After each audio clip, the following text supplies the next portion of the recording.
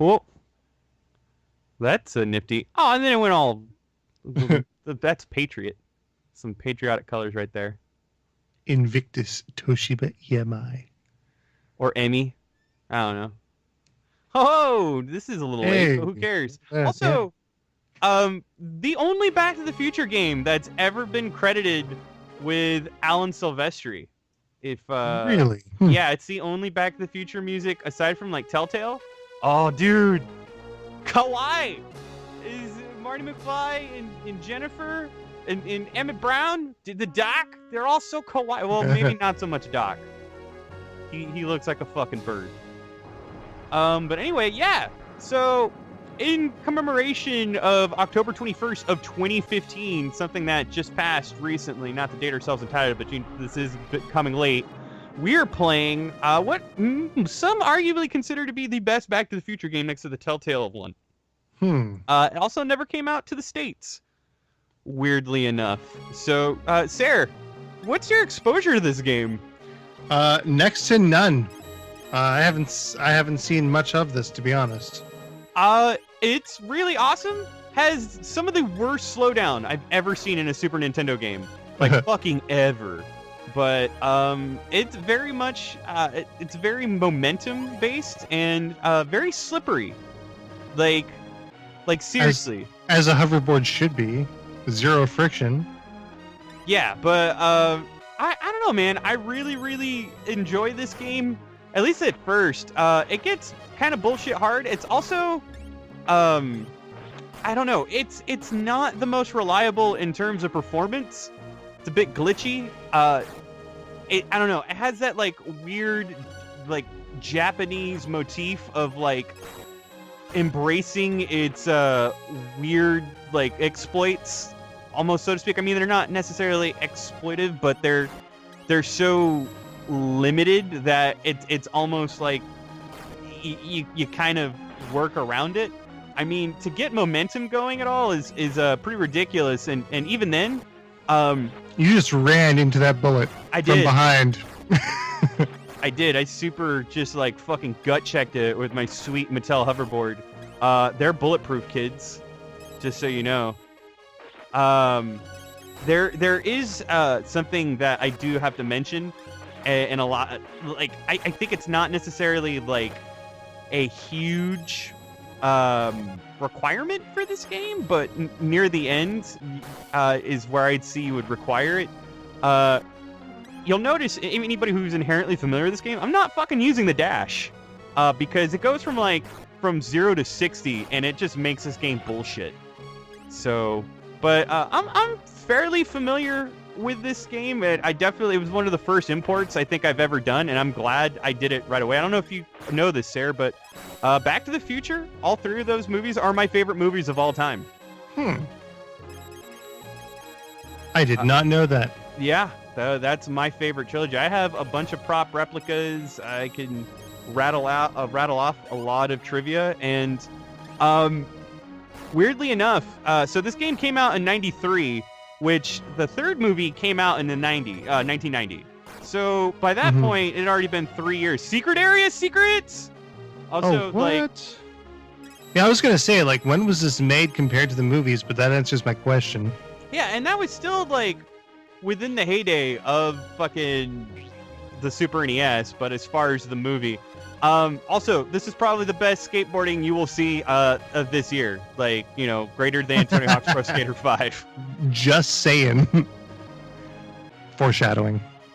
Yeah, but no, this game was actually published and developed with by Toshiba, in part with Invictus, and I don't think I remember what else they worked on, but it's never really quite clear why it didn't come out to the States, but I'm guaranteeing it has something to do with the licensing for the music.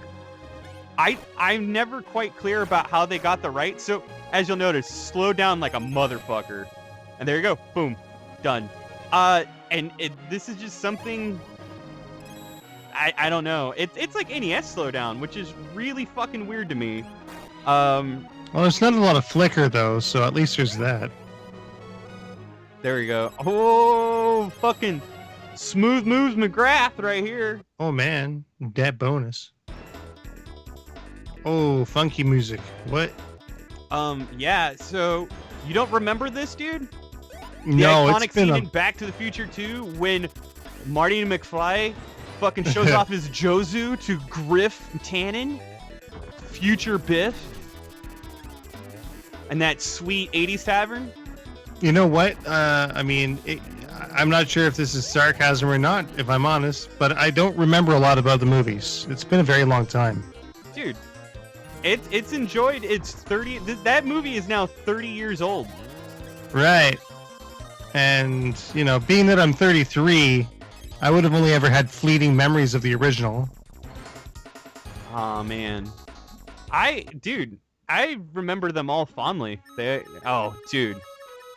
See, who can forget, though? Ganbare! That sweet moment. Yeah, no, and that was the scene where Marty McFly, you know, he's looking for Griff in the 80s diner, and there's a bunch of kids that plug in a fucking Wild Gunman arcade cabinet, which, fun fact, never existed outside the movie. It was just something that was purely done for the movie. And Marty McFly shows off his sweet Wild Gunman skills, to which then the kids reply, "What? You have to use your hand? That's a baby's toy." So, it's kind of strange, man, that you don't have a lot of nostalgia for Back to the Future. Is it like, I think it's mostly because I just haven't watched a lot of it, you know? Like, I watched it in passing, and I enjoyed it, but I couldn't give you any details. So, on Back to the Future Day, how big was that in Canada? Big enough. There was all kinds of DeLoreans in Halifax. Oh, really? Yeah, no joke. Oh, dude. That, I would have liked to see them, but I kind of ran out of time. Oh, look at this guy right here with the quippy quaps.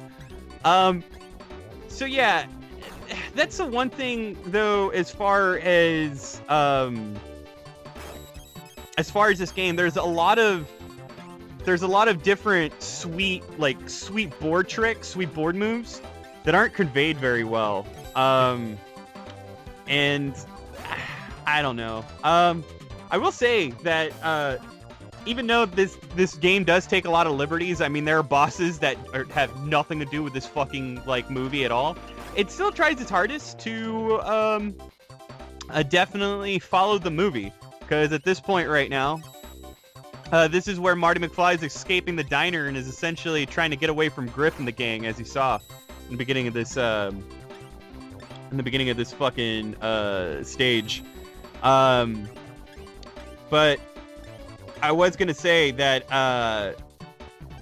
as far as I'm trying to find out why there's any specific reason why this wasn't released out into the States, and it looks like it really had to do with Toshiba not being an American publisher and them not wanting to sublet it to an American publisher, which I think is bullshit. To be honest. I don't. If there are games by Toshiba that are published in North America, then yeah, I was gonna say, I haven't seen one, and I can't name one off the top of my head. There's a few on where's the last time I saw Toshiba? I think it had to be a Super Famicom game. Must have been. Yeah, dude, it's Super Famicom. Yeah. As far as American, they're just responsible for really bad VCRs and subpar stereos. So yeah, more or less, right? Yeah, Toshiba is like the brand that you go to when you replace your car stereo that got jacked. All right, so here's the second fucking Griff member here. Yeah, this is really annoying. You get one small window to fucking take her out, and if you hesitate or don't get on it fast enough, yeah, see, bam, fucking stupid. Yeah, the difficulty in this game definitely does jump up, and some of the levels are kind of dumb. They're straight up oh man, this is worse than a Mario Maker level. Like, it has the design of a bad Mario Maker level near the end. Burn. So there we go. Took her out. And we're just going to wait for our fucking platforms here. Oh, sweet. Sweet spin tricks, yo. And I need help. So the coins that you collect, they go in use for the vending machines that you'll see littered across. Which can contain anywhere from power-ups to health and other stuff. Yeah, I would have to say, along with like Buster Bust Loose and like I can't remember another game, but this is like the closest I think you'll ever get to like a Super NES take on the Sonic momentum formula. Definitely not as good though. Fuck these guys too. And you gotta and Dunzos, but Gunzos.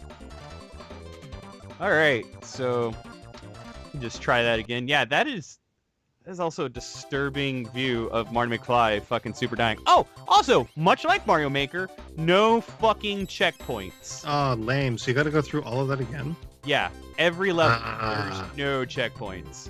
No good. So, anyway, it's always weird. I was thinking, too, that, like, you know, I wonder how hard it would be for, like, Nintendo to did like a weird virtual console release of this on Back to the Future Day. I think it would have definitely been, I don't know, it would have been smart of them to capitalize on that. Instead, I think like the eShop in UK did like a special virtual console release of Wild Gunman. That's all they really did for Back to the Future. Wild Gunman is isn't that That's the Zapper game. It's a light gun game with all the cowboys. Oh, yeah, okay, I remember that. Yeah. I'm thinking of something else. There's a game by Natsume, I think, called, like, no. It's by Natsume. It's called, I think, just Wild Guns, or something like that. Dude, Wild Guns. Yeah, it's an awesome-looking game. That's another play we'll actually fucking get together. And also available on Virtual Console. Like, it was available on Virtual Console. Yeah, it's been around for a while, yeah, but I don't know. I never really brought myself to get it. I kind of wanted the original cart, but oh yeah, good fucking luck. Yeah, super pricey. Yeah, you'd have better luck going back in time to fucking get that in a more reasonable price. But yeah, no, this has always been my favorite trilogy. Just all the nostalgia and all the cool special treatments that they like did for the movie too. Everything from like, that Jimmy Kimmel appearance and Huey Day Lewis coming out to tell them they're all too loud. Like, much like Shenmue, I watch the trilogy anywhere from once to twice a year. And I don't know, man.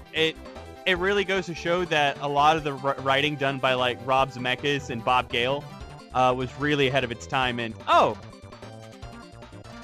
right. Remember those glitches I was talking about? Oh yeah. Yeah, we're kind of fucked. Kind of reminds me a bit of Mega Man 2.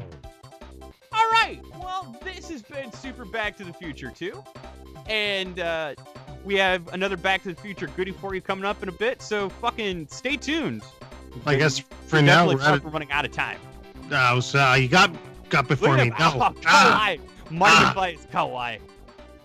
Oh. My calculations are correct. When this baby hits 88 miles per hour, you're gonna see some serious shit.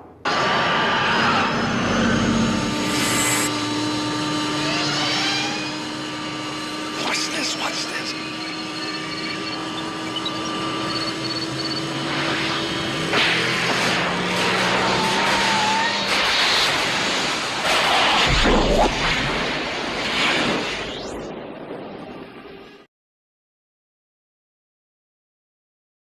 Oh, hey.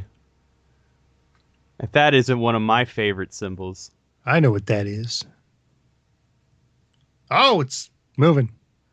Yeah, it's a delayed loading. There we go. That's how Doc invented time travel. Yeah. He invented time travel, by the way, in November 25th, 1955. Just in case you guys forgot that. No, actually, I apologize. It was November 10th, because they are able to go back in time to October 26, 1985, on November 12th of 1955. And then they travel back in time. I'm sorry, they travel to the future, which is now no longer the future. It's back in time. October 21st of 2015, which is why we're getting this all together. Which was, 5 days ago. Oh, just dating ourselves here. As of this record. It's all historical fiction now. God, that makes me feel awful. But at the same time, I should be happy that I lived to see that. But anyway, yeah. So back in the back around the time that Telltale was pumping out some licensed ventures like Jurassic Park, they also developed Back to the Future, which arguably is way better, like way fucking better than Jurassic Park. And this game is also really excellent in the fact that like Doc Emmett Brown is being voiced by Christopher Lloyd. Oh man, Christopher Lloyd's like 73 too, and he's still doing a pretty good job. Lloyd, a little deeper and raspier. And then they have this voice actor, which I don't know what he's done recently, but AJ Lacasio. Mm-hmm. Doing a Michael J. Fox impression of his character, Marty J. McFly. Although, what's his name that does Optimus Prime? Peter Cullen? Yeah, Peter Cullen. Yeah, he's 74. Dude, Alan Young, 96. Still That's doing unreal. Scrooge McDuck. Yeah. So, what's really cool in these choices, too, is you can literally quote the movie, or you can just choose to go off script, but I couldn't help but quote the movie. So this is the intro to Jesus Christ, Doc, you disintegrated Einstein. Intro. I'm sorry, I just love this exchange. And yeah, I believe you get a trophy for it. This is me playing it on PlayStation 3. I own this copy a couple times. But this is the oldest one because I wanted to show off some of the older voice talents. And the newest 30th anniversary release of the game, you can actually get it on PlayStation 4. They got Tom Wilson to reprise his role of Biff Tannen, as well as the Tannen lineage. So here we go. Nice. Wait a minute, Doc. Are you telling me that you built a time machine out of a DeLorean? Oh man, love that exchange. Yeah, yeah, Kid Beyond was the original voice actor for Biff Tannen, which you'll hear. It isn't a very, I don't know, it isn't the best, I would say, impression Doc? of Biff Tannen. So this is where like shit gets weird because it's not happening according to the nostalgic scenes. But anyway, so what happened to Einstein? I think what it is too is this game's more of a graphical adventure kind of game more than it is actually a choice-driven one. I mean, the choices have really no repercussions like to the narrative. They're only repercussions in like what sort of there we go. Notebook. Love that trophy. They really only lead to flux capacitor? How exactly you're able to obtain or otherwise accomplish an objective. The thing that makes time travel possible. So that's pretty much it. I was kind of hoping, like I said, I would like a more Walking Dead / modern Telltale choice-driven schematic around it, but it's monumentous in the fact that it did lay the groundwork and foundation for those games. Now, I don't have a lot of experience or exposure to Telltale games. Are you saying like that this game has more like direct control over your dude instead of having like more of a point and click sort of feel? Oh well, they all you have direct control over all the characters in Telltale games. Okay. In fact, this one you probably have a little less. There are a lot of paths that are essentially there's a lot of invisible walls What is it? in this game that I didn't really care for. But what's really cool too is a lot of people have also been talking like whether or not, before Christopher Lloyd completely retires from acting, which he pretty much already has. He really only just does voice acting and appearances. Whether they'll ever do a fourth sequel in the style of like Indiana Jones or Star Wars or anything of that nature. And Bob Gale, who is currently one of the biggest forerunners of the Back to the Future property, has said no. However, he wrote this, so this would be the closest thing to the fourth sequel.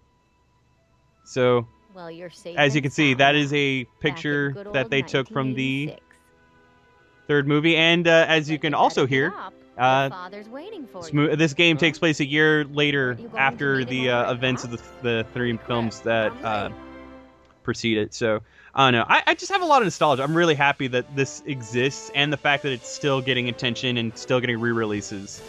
Just kind of wish, I don't know, would prefer a remake of the sort, but yeah, Sarah, so is there any Telltale game that you've really like messed around with a lot? I've only like briefly seen The Walking Dead. Walking Dead, I will say, it is a kick to the genitals, like in the hardest way. Like it. You know what? I've actually got a Sam and Max set on PlayStation 3. I forget which one it is. It was on sale for like $1 or something like that. I think that's honestly, out of all of them, those are good in terms of, okay, if you're a fan of the property, they're good. Mechanically, though, as far as like a Telltale game and what they've accomplished, it is the worst one. And even then, like, I don't know, they've been doing so much now that it's really hard to keep up. I mean, just in the span of this year alone, Telltale's done Minecraft Story Mode, Tales from the Borderlands, Game of Thrones, and then prior they did, I think actually all they did was work on Wolf Among Us. I don't remember. Oh, no. They also did season 2 of Walking Dead. Right. And now they've got the Walking Dead side story of Michonne. And yeah, son, I know you're upset, but your friends so for months, and the city really I was just about to say too. So there's a lot of good voice talent that's going on here. So like Crispin Glover, who plays Marty's father, that voice actor does a really goddamn good job. But as you can hear, Kid Beyond, it's a terrible Biff impression. But yeah, man, AJ, like, I don't know, man, and like recently, Michael J. Fox has been, he's been doing a lot of promotional stuff for Celebration of Back to the Future. I miss Einstein. In fact, what's really cool, I don't know if you saw it, Sarah, the Toyota Mirai, which Mirai stands for future, right? Future, Yep. yeah. Yeah, man. So that is the first hydrogen-powered car, which is going to be basically recycled from compost and what it was normally considered to be waste or otherwise trash materials that could not be repurposed, much like Mr. Fusion from Back to the Future 2. Huh. And yeah, it was really cool. And of course, they got those two on board, and they did this really awesome like vignette of a commercial where they actually ate together at a diner, and they kind of wax nostalgia over like what's currently out in 2015. Faxing people, we still fucking fax people, you know. People, Japan in specific faxes more than they email. That's fucking weird. I had no idea. It's true, yeah. If you are applying for a job, you fax. If you email, you're not considered. What? Oh, dude. Yeah. Looks like a That is hand-crank nuts. lightning rod, or maybe a lightning-powered pencil sharpener. Just man. So, are you on board with getting a pair of self-lacing Nikes next year? I'd love to. I love the fact that like Nike actually sent, because that was a joke that was actually made. Like it was pretty tasteful. It's like one of those like, you know, if anybody's gonna make that joke, Michael J. Fox like has the right to make that joke. It took me forever to repair this To thing where after I blew it out last time, and now some jerk's gonna you know, put it as over they're the talking pants. about stuff that happened in 2015, Christopher Lloyd mentioned, well, you know, there's those self-lacing shoes, and Michael J. Fox was like, yeah, I'm waiting for those.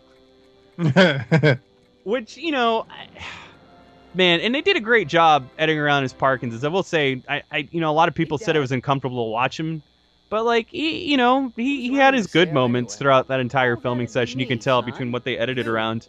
That's true. Although, like, when he appeared on Jimmy Kimmel, dude, he looked in rough shape. Well, yeah. I mean, it's got to be far along. It's been, what, like 15 years at least since he announced that he had it. I don't remember how many seasons of Spin City that he did before he, like, finally came out and said that he had it. But, yeah, no. It was, I don't know, it was a little hard, but not all that hard. I can say that he's been doing better. If anything, I'm just happy that he actually got those promotional shoes, just because. Yeah, for sure. That's one of the things he's gone on, like, length to talk about. Like, the worst part of his day is brushing his teeth, putting on his socks, and tying his shoes. The entire process takes him 2 hours. Just because his mind's always on bigger things. I'm just But like, he's still a straight up man. guy. He'd never run away from his problems. So, just to catch back up on what's going on, and even then, this is probably where, this is the part where like, I don't think the game does a very good job of conveying its direction very well.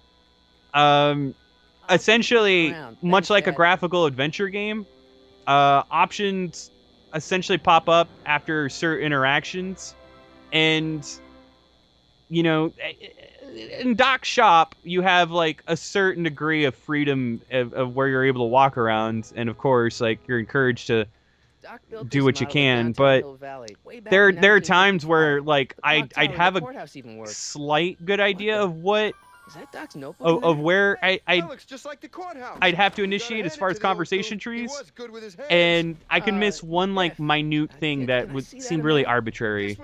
So I don't know. As far as conveyance, it didn't do the best job. So, like, all these, for example, For just a second. I need to get something out of it. it kind of gives you this I don't know. It infers that there's a possibility But really, that you can get all of these. I'm sorry, that you can get the courthouse from Biff from any of these different conversation options, but you can't. You'll see in a bit. I don't know. That's the one failing. Not a whole lot of good direction or just contextual communication that telegraphed, like, hey, maybe you should try doing this. Like, everything seemed a bit obscure, so I wasn't exactly a big fan. And even then, like, you're kind of left with trial and error interaction, like, oh, what should I do? So obviously you do know that, like, the next objective is to get that notebook from Biff, but here I have all these options, and none of them really do anything. Well, I'm sentimental. It's like a piece I mean, wouldn't really bother me if, like, the exchanges were at least, I don't know, serviceable of any kind, even like fan service, but it's a little time wasty, ironically, in a game about time travel. But yeah, but anyway, man. So which Telltale game has really caught your eye, Sarah? If you were to play any of them, I don't think you've ever really mentioned this before, but I'm really curious. What, is it set to explode or something? Well, I think I'd probably give the Walking Dead games a fair shake. They're definitely the better, especially if you invest, like, going forward in both seasons. There's some slow moving points, especially in the very, never mind. Like, in the second episode of the first season, and then the first episode of the second season. There's a lot of areas where it doesn't move as seamlessly. Why does my guitar got a price tag on it? So here, because I went through all those, I don't even know if it's because I went through all those options with Biff, but Marty's dad brought out his guitar, and then if you've watched the movie that he connects it to the amplifier, but I better not crank it up anymore. You would figure, like, you would at least connect it or do something with it. Right. Turns out, may need to Hey, Biff. interact with Biff one more time and then get Never mind. all those options or do something. I'm not. I don't remember the flow of this game entirely, but it does do this to where It may not look like much. this is one thing that you don't really see in Telltale games anymore because it's all done in the background contextually and automatically. You actually have to equip the guitar, and then once you equip it, you then go ahead and with the button that you select the equipment with, then get this scene. So it's a bit much. Here's an oldie, but a goodie. Secretary really looked like that in the movie. Yes, it does. Hey, look, What it's kind of Chuck guitar Northhead. is that? I don't remember if it's a Stratocaster. Let me show Looks you how it's nothing done. like a Stratocaster. Now, Biff, I think that's Marty's I'll have guitar. to. Yeah, you may be right. I don't know if the guitar. Yeah, You're right, now that Mr. I'm getting a McFly. better look at the guitar, Here you go, no. Marty. Let's hear a few It's licks. it's much more like a guitar, but I can find out. Fair. Trying to Fair remember. enough. Yeah. I mean, it's definitely. Man, Oh, you dude, kids have ruined rock and roll. it's definitely. That amplifier would have done almost nothing for that Yeah. guitar. I'm just saying. Hey, man, suspension of disbelief. Do you not remember the beginning of the first one where Marty stops by at That Doc's notebook shop to is meet up Doc's with him, decides to legacy. fuck around with the amplifier, and blows it out? Now, hold on a minute. Didn't you just get done telling me Doc's still around? Hey, Off man. Traveling somewhere? Suspension of Yeah. disbelief. Then how is it your obligation to protect his legacy? You can't have it both So, ways, Marty. If hold Doc's on. alive, I he can protect his find that own out legacy. right now. I'm going through my Back to the Future lore. Now, Biff, Dad. I know So you're trying to if you help. can He talks forgive a me. big game, son, but he's not so Yeah, but tough. anyway, I've so been dealing with him a just long going through time. these exchanges Believe gets a me, bit I much. can handle it. Okay, he plays an Ibanez. cool. With I at guess the you can. audition, and then he's Okay, using a son, Gibson when he's I'll back in stay out of time. your way. Fair You know enough. where to find me. I have an Ibanez as a bass, but it's pretty I'll cool. keep looking around. Yeah, Thanks, I don't know Dad. why the fuck I said Stratocaster. You know, you'd figure I'd know my guitars. Now, something better, the kids are but really gonna like. Fuck, man, Thanks it's for been warming 'em up for me, it's been so butthead. long. I was I recently came up on. Oh, here we go. Got to Huh. enjoy this scene. Fucking knock this Now watch me asshole blow off the his lid feet. this joint. Whatever you say. Oh, look at him. And Rock on, Biff. yeah, or semblance of somewhat. So I do appreciate the fact that they definitely kept like some of the adult nature and language of Back to the Future in this game as well, which is good. Doc, Um, where are you? oh, so this is weird too. I don't know. This is where you get like Back to the Future nerd. As the DeLorean was destroyed, but apparently Bob Gale said that this was a copy of the prototype, and I thought like that was a bit pandering, just because like people recognize the DeLorean and understand that it is what like a definitive part of the Back to the Future presentation. But hey, man, did nobody want to give any fucking props to that sweet steam-powered train at the end of the third one? And that long forgotten cartoon series that you guys all love. You remember that cartoon series, Did you Sarah? bring Doc with you? No. It was Canadian animated. A lot of cartoons back in the late 80s and early 90s were all done from Canada. Yeah. In the 80s, it was Japan. In the 90s, it was mostly Canada. Well, even 80s, it was a lot of it. Was, Nelvana was really big. I'm not sure what happened to them.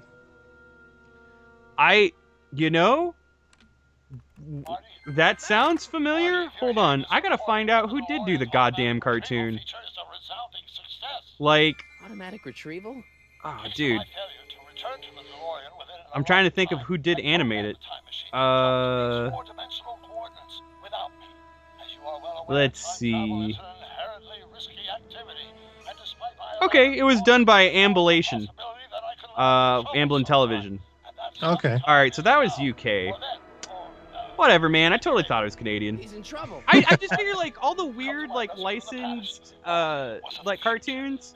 Like, do you know what's really big in Canada? The fucking Donkey Kong Country cartoon. That's big.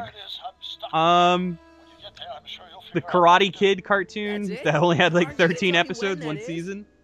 That was pretty big. It's always like the fucking ridiculous. One of the biggest cartoons, like from the '90s specifically, was definitely Reboot. Oh, jeez. Oh, dude. Come on. Which, man, when are we gonna see a reboot of Reboot? Let's be honest with each other. It's happening.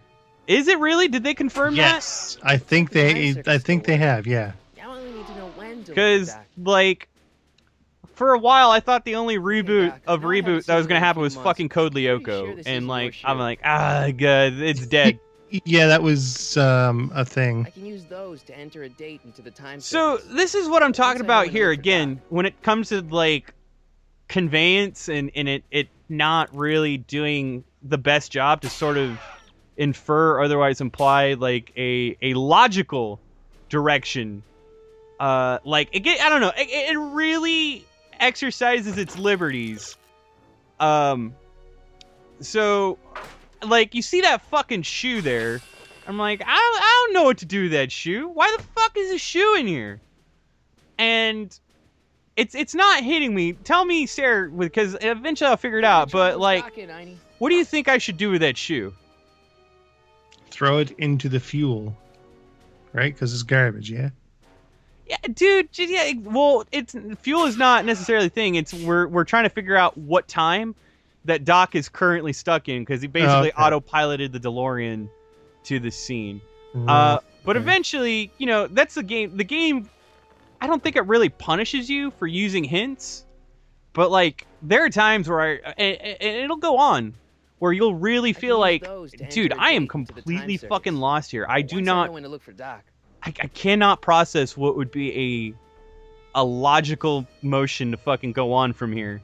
I can use And those to enter a date into the time circuits. what you're Once I gonna know when to see look for here is Doc. pretty fucking dumb. Like again, just sort of experimenting, realizing it again. There are times where you may need to interact with a certain contextual point with an item in your inventory. So, seeing as the shoe is our only fucking item that was currently. Shoe is my only clue to finding There we Doc. go. It's the only item that we can really use in the present tense. Nothing else really makes us. I do love this.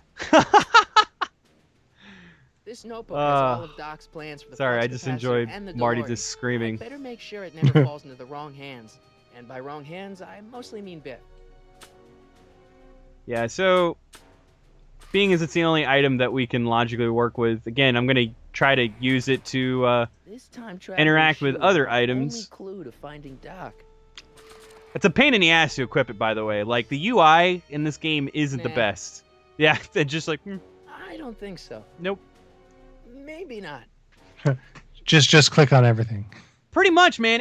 That's the thing that I'm talking about. It suffers from old Adventure Time. Jesus, Adventure game issue to where like you essentially experiment with clicking on literally anything and everything around you to see what sticks.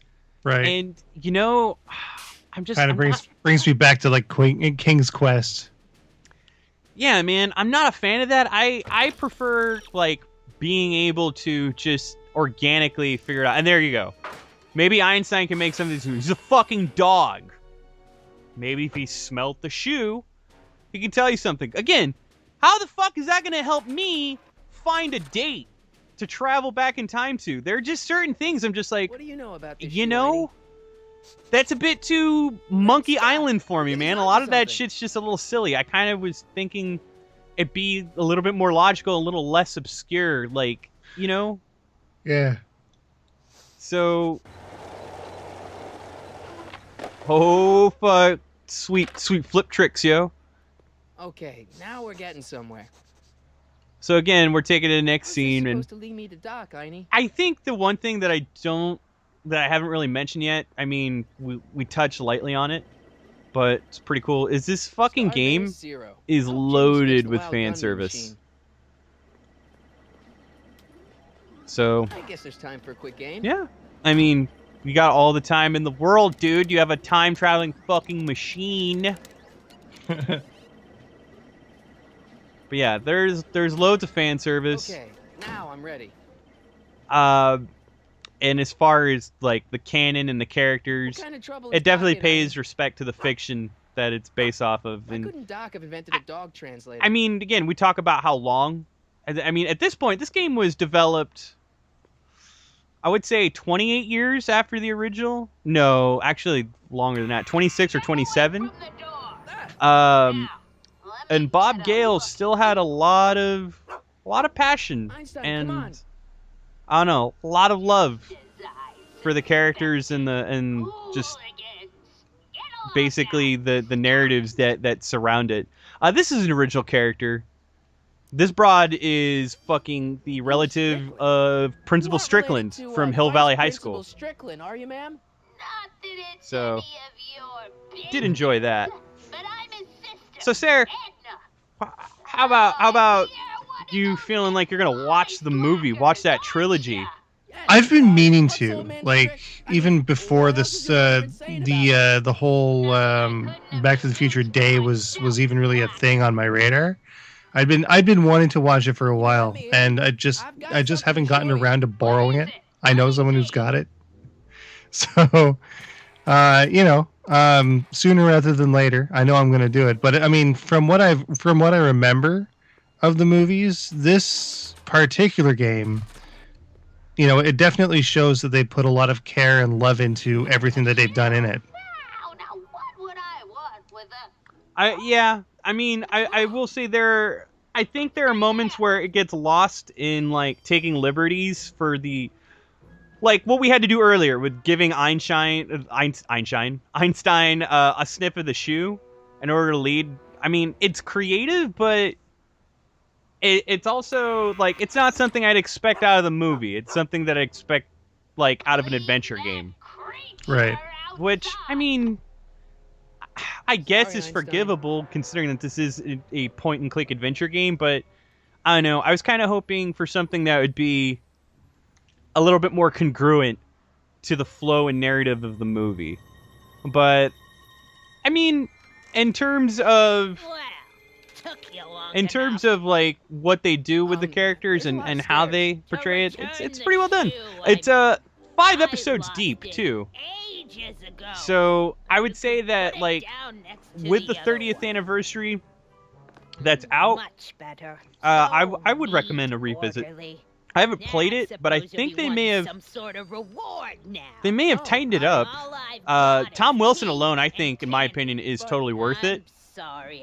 Just because, like, I mean, that dude is also like a really underrated comedian and actor back in the day. But yeah, man, I don't know. I think what's weird is, do you think that this is going to be the last Back to the Future related game? You know what? I would think so. Yeah, I think it's going to be. All right, Sarah. I think the only other statement I think that I can leave with is, if there is one thing that you wanted to own from Back to the Future right now in your room, what would it be? Anything at all? Anything at all? Probably just a hoverboard, I guess. All right, dude. We'll get a pit bull, me and you, together. Yeah. Any other hoverboard don't work over water. You need power. This has been a Press Pause Radio Play special. You all enjoy yourselves. This latest Play video from Press Pause Radio was brought to you by Audible.com. Get a free audiobook download at www.audibletrial.com/PressPauseRadio, and you can get access to over 100,000 titles to choose from your iPhone, Android, Kindle, or MP3 player.